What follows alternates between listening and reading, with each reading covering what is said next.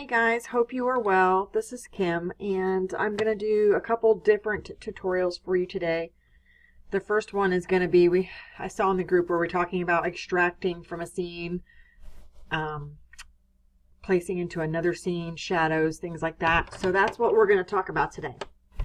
So the first thing I have here is a wheat field.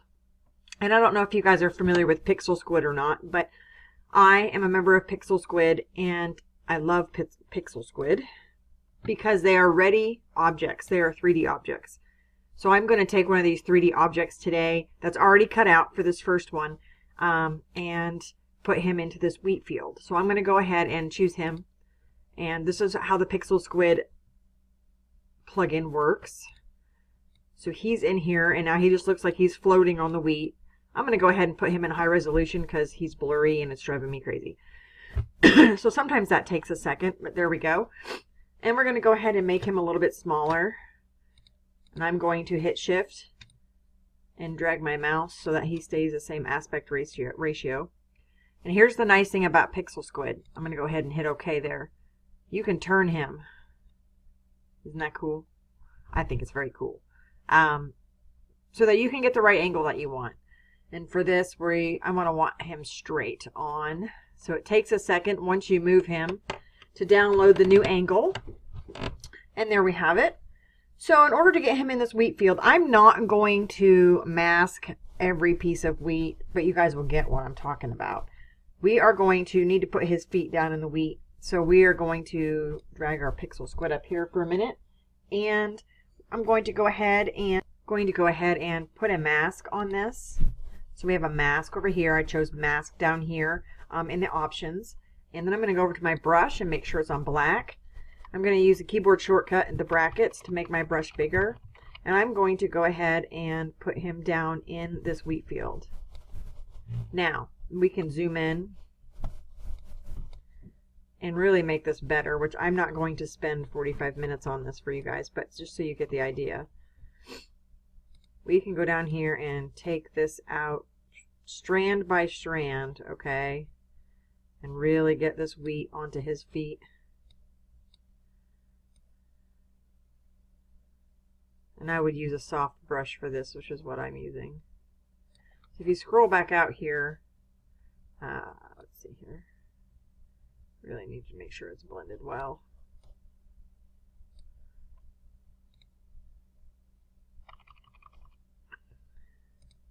Maybe change the opacity to this a little bit.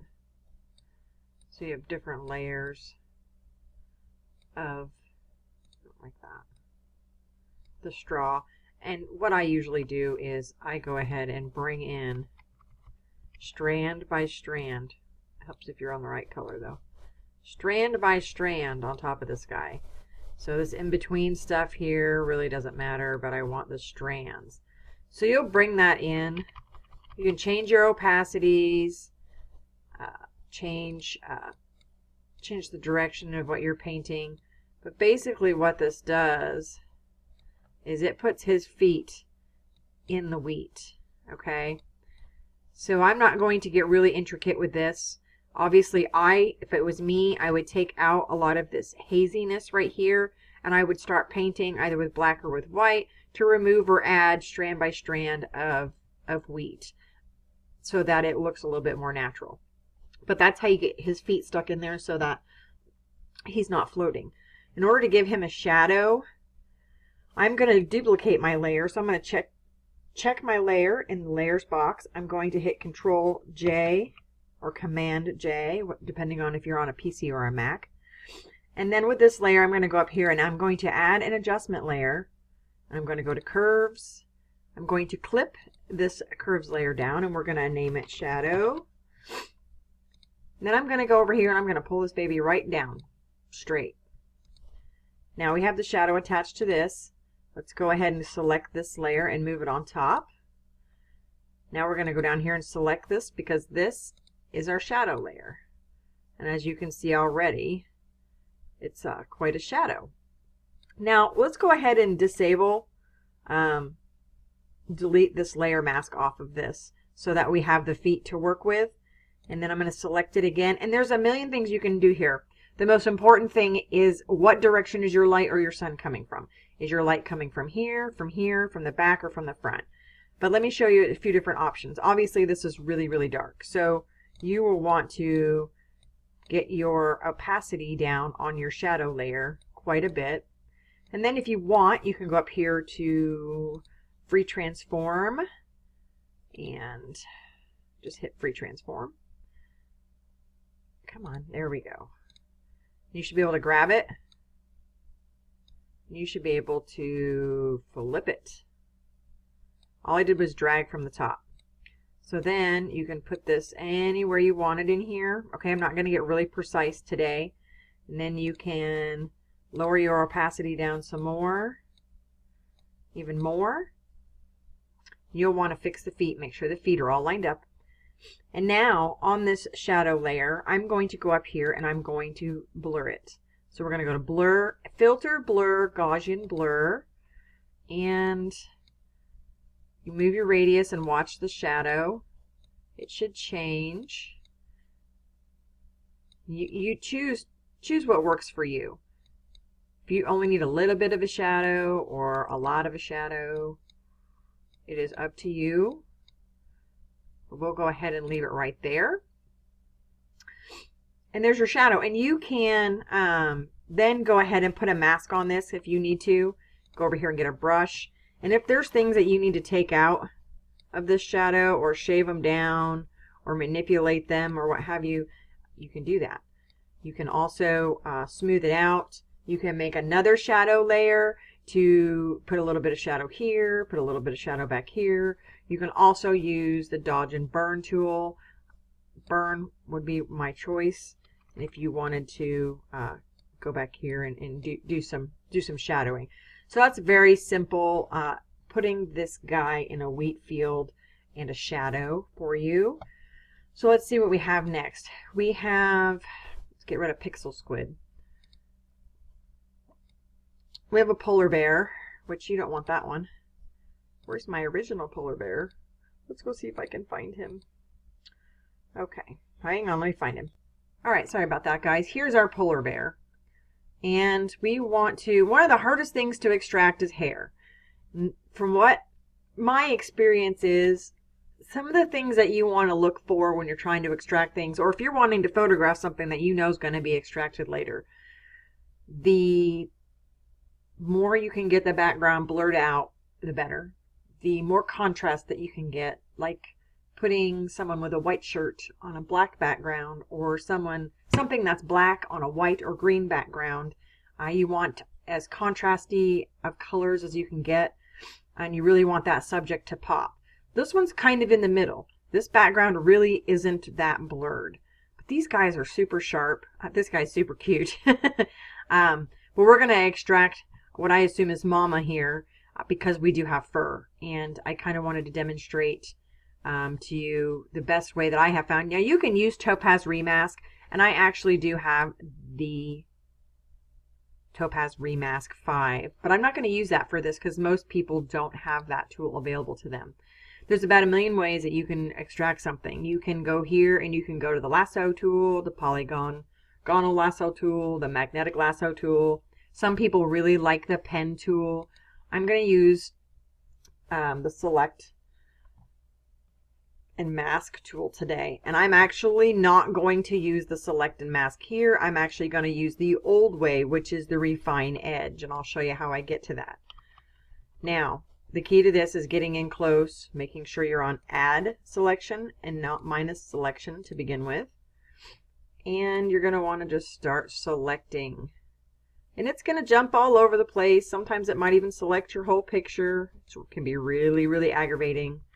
I've had a lot of long days with this tool not working the way it should sometimes. It's got an algorithm in it that, whoopsies, there we go, that makes it choose like colors and like shades. So like I said, if you can get as much, dang it. Now for here, we're going to go to minus. We're going to scroll in here and we're going to make it smaller. And we're going to bring this up as much as possible. Now we're going to go back to add.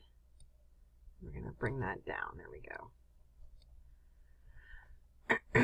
Sometimes you just have to fight with it. It is what it is. All right. Now I need to go in here and hit minus, basically taking away from the selection. And I'll be honest, I don't think I've ever made an absolutely perfect selection. Some selections are a lot better than others, but all right, I need plus. That's what I thought. And we're just gonna try to, and some of this you'll have to clean up once you merge it too. It's a process. It's not going to be. I wish there was a one-stop. Here, click this button and remove this from the subject. It would make everyone's life a lot easier, but that is not the case. And now we want this back just a little bit. So I'm going between my add and subtract, add and subtract, add and subtract. I'm choosing a really small brush. You can choose your, I put my hardness on 100% when I do this. You don't have to. It's up to you. This isn't really painting a stroke, but that's what I do. And I'm going to try to get this as clean as I can. Obviously, you aren't going to get in between strands of hair. It's not going to happen. Don't even try. You will aggravate yourself to the point of drinking, and it's not worth it. Now this, I could probably clean up a little bit. You got to go slow sometimes if you really want it to get in there. Boop. And I'm using a mouse. I'm not using my Wacom. If you have a Wacom tablet, this is sometimes a little bit easier. I'm going to bring this in just a little bit. All right, let's take a look here. It doesn't look too bad. In Photoshop 2000 and CC 2017, what they would like you to do is hit select and mask, and you can do that, and you can hit it, and it'll bring you to here, and you can decontaminate your colors, but it doesn't really have a great way to refine your edge, and if you notice, it's really choppy. So we're gonna go ahead and cancel out of this and go back to this, and instead I want to go to refine edge, but it's not called refine edge anymore. It is buried in the submenus, and I really missed it until someone showed me where it was at the other day. I'm pretty excited about it. So go up here to select, hit shift on your keyboard, very important. Go down to select and mask and click it, and refine edge comes up. Voila! I'm going to zoom in on this a little bit. I'm using the scroll wheel on my mouse, and I'm going to start going around and refining my edge. I am clicking and dragging, and look at that hair come through. It makes it so your edge is not nearly as hard. I'll have to fix that after.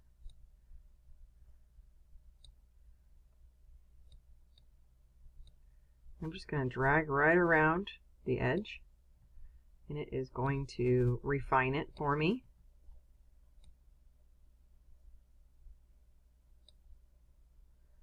You can already notice the difference.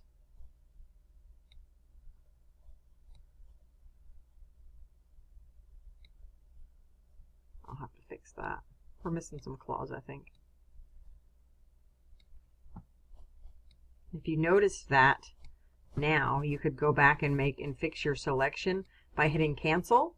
I'm not going to do that today for the sake of time, but sometimes you'll notice that you have missed something. Like I'm pretty sure I'm missing claws there. And that's okay. You just hit cancel and go back and refine your selection. And we're going to have to do some touch up in there.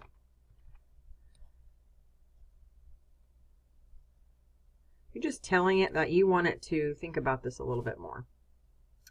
Now you have a host of other options here. I always click Decontaminate Colors, so that, like this guy has grass and stuff behind him, you really don't want his edges to be green.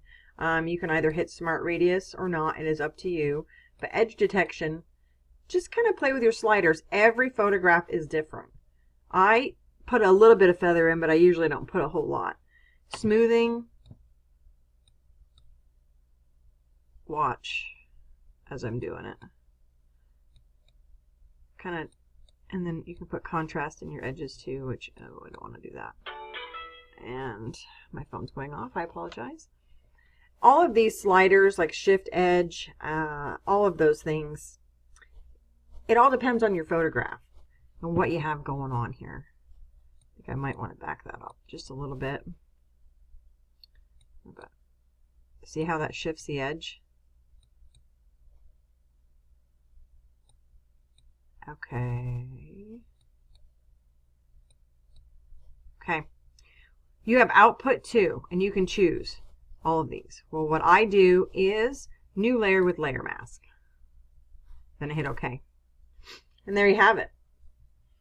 Normally now I would save this to my desktop and then as a PNG so it remains transparent, and then I would go ahead and put it in, which I can do, or I can just pull the one I have here. I already did this earlier. And if you want to put this into something, you can Control A to select all, and then Control C or Command on your desktop keyboard, and then you will copy him. And let's see here, let's get rid of our deer, and we're going to create a new layer down here. You can create a new layer up here as well. And then I'm going to go Control V to paste him in there.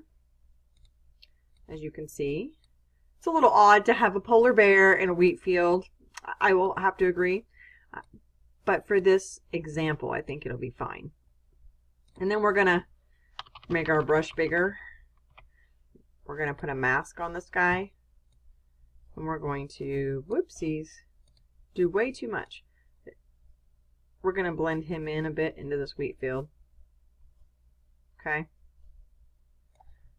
As you can see, he's sitting down there. And then you would do another layer, and you would make a curves layer, and you could make him, you could do some shadowing, or you could go on the, you could flatten this layer, and you could go over here, and you could do some shadowing here, back here, some shadowing in here. And you can go in here on the other layer before we flatten it, and you can really clean up anything that you see that you think needs it from the extraction. But you can do all sorts of shadows that way. And remember, 9 times out of 10, when someone is scrolled out like this, people don't pixel peep like we do. They probably won't notice. But you can do some cloning. You can, if you have an area where you think it's a little bit too feathered and you don't really care for it, you can go up here to clone. There's also brushes that, there's a, I wish I knew her name. She's on DeviantArt. They are free, and they are fur brushes. And you can match the color to your whatever, your bear, your horse, what have you. And you can use that brush, choose your color with the eyedropper, and you can paint on fur. And what that is great for in this instance is if you have some edges that are a little funky. There, it is really great. Now to clone, I'm going to hit Alt on my keyboard, and I'm going to select my area, and then see my hair? And then I'm just going to come down through here and make this hair a little bit better. I'm doing this kind of fast, so it's not the greatest, but it's going to help. And then you can bring it down even more to get rid of that fuzzy edge. It's going to make your polar bear face a little bit fatter. That's okay. But you get the idea. Stay within your tone range, so you don't want to take stuff from over here. And then you can do this on another layer too if you wanted to. You could duplicate your layer, and you could actually do the cloning on this layer, and then you could turn the opacity down. So if you did not want that as dark right there, you could turn it down. And that's actually what I would suggest, because this came out pretty good, but then we got a little dark, so I would actually probably take that away. And there's a harsh shadow right here, so I'd probably take from, make this a little bit bigger, from right here, and potentially go like this over that shadow. You just gotta play around with it. You gotta watch your shadows and your highlights when you're cloning, because sometimes it gets funky. And you always have your undo. Here's your history. You can always completely undo it. And then you can soften that out or what have you if you've done it on a new layer. The last thing that I was going to do today is, where's it at? I was going to put something, a box or a trunk on this road. I'm going to go to Pixel Squid, and I'm going to choose this. It was the trunk. That's what it was. So right now our trunk is floating. The other nice thing that there are some shadows that are on this. I can shut them off. But Pixel Squid's items come with shadows. Now we're going to turn this baby. Now give it a second here to turn around. And we want this box smaller, definitely. So I'm going to click on the corner there. I'm going to hit Shift, and then I'm going to drag to make this smaller. I hit OK. All right. So for shadows with this, the first thing I would recommend, there's a million ways, excuse me, to dodge and burn, but we're going to do this. You need a contact shadow. And anytime something is up against something, there is a really dark shadow underneath it. So we're going to go on the background here, and the contact shadow, shadows always start out really dark, and as they get further away, they get lighter. So you got to watch your exposure up here when you're doing this.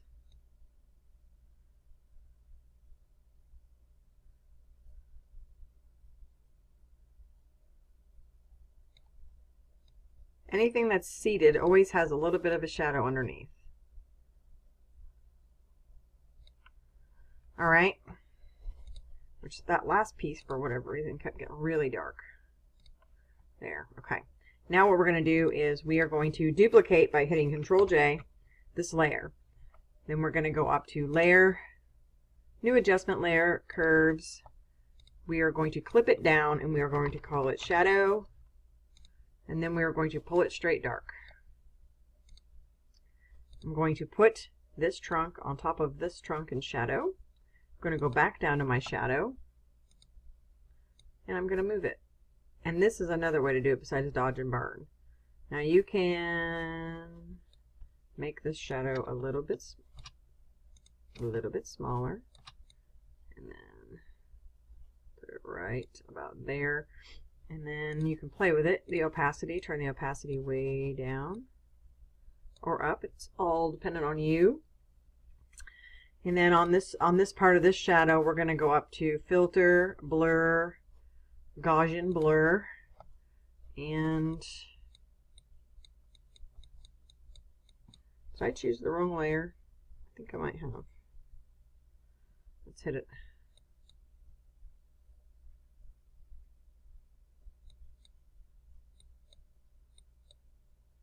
Oh, it's doing the shadow. You can see the shadow right there.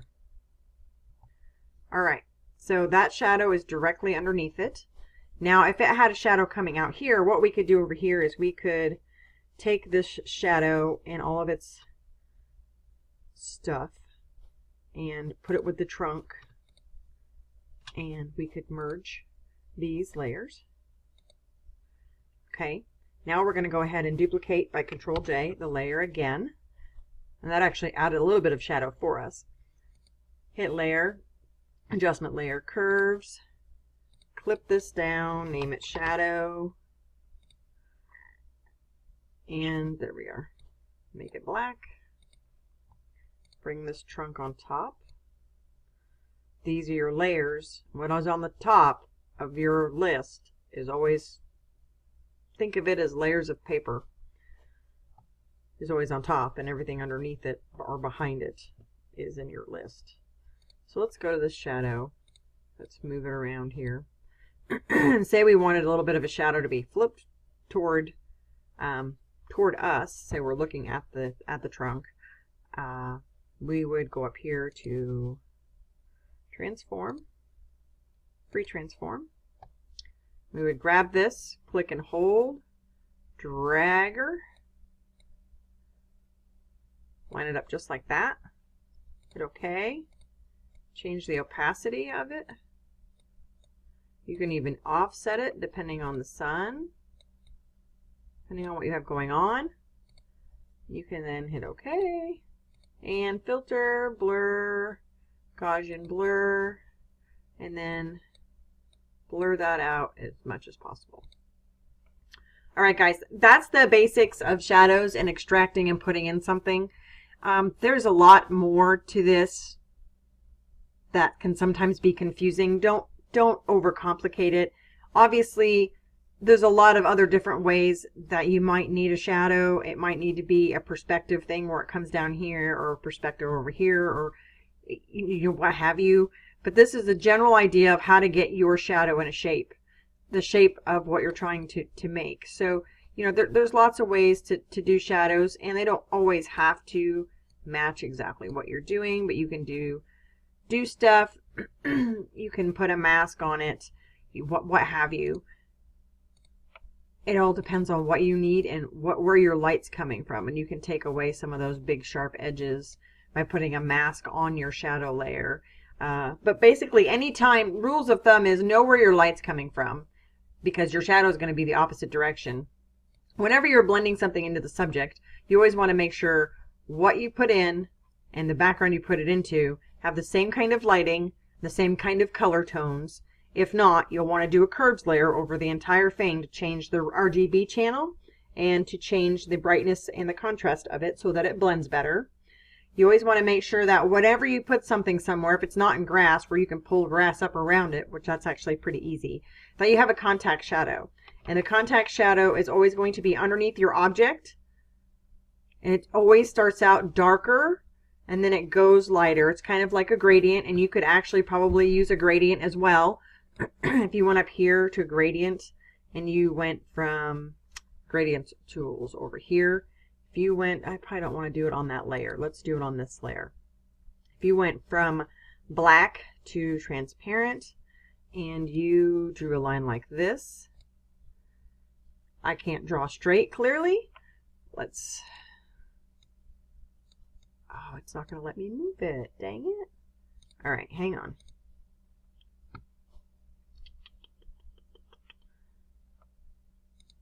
If you, let's duplicate this layer. If you go up here and it's a reflected, let's choose foreground to transparent.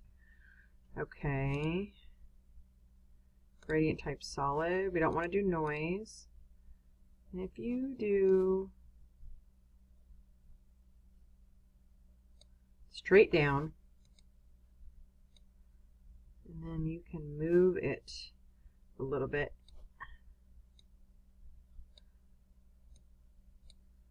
It's not working either, and I'm not really sure why it's not working.